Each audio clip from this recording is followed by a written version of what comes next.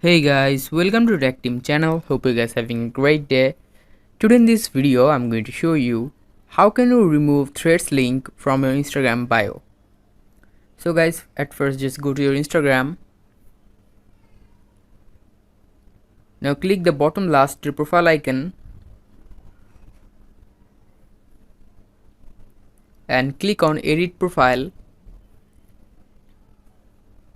Now here you can see links, click on it.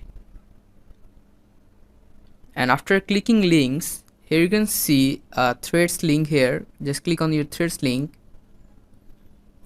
Now just click on remove link and click on remove.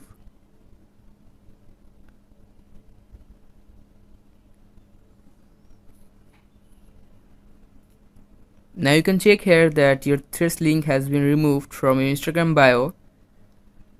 So guys, that's how you can remove threads link from your Instagram bio. Hope you find this video helpful. If you found this video helpful, then give a thumbs up and don't forget to subscribe the channel. Thank you so much for watching the video.